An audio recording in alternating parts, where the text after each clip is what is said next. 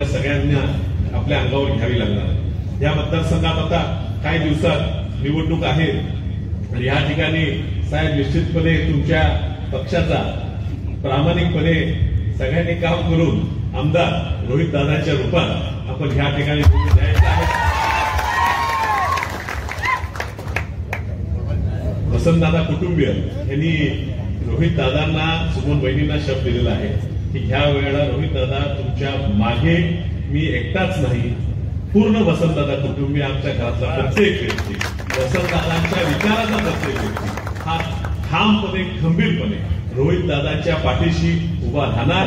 रोहित दादा तुम्ही काही काळजी करू नका, टेन्शन घेऊ नका, राजकारण चालत राहणार, काही गोष्टी होत राहणार।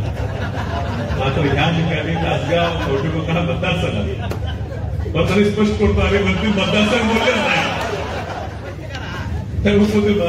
या मतदारसंघात तासगाव कवठे मतदारसंघात रोहित दादांच्या रूपानं एक लोकांसाठी झटणारा, आपलंच वाटणं, आपला मुलगा म्हणून, आपला भाऊ म्हणून, आपला धाकटा भाऊ म्हणून काम करणारा एक चांगला आमदार तुम्हा सर्वांना द्यायची इच्छा स्वतः शरद पवार साहेबांनी आपल्या मागच्या भाषणात बोलून दाखवलेली आहे। तुम्ही सर्वांनी ही जबाबदारी घ्यायची आहे की सागर असेल, रोहित दादा असेल, ज्या तरुण पिढीला ह्या ठिकाणी त्यांचे वडील लवकर गेल्यामुळे खूप मोठ्या अडचणी आल्या, ते काम करतात, त्या सगळ्यांच्या पाठीशी आपण जायचं आहे। पुन्हा एकदा हा उद्घाटन सोहळ्यासाठी तुम्ही आम्हाला बोलवलं, आमचा मान सन्मान केला, याबद्दल आपल्या सर्वांचे आभार मानतो।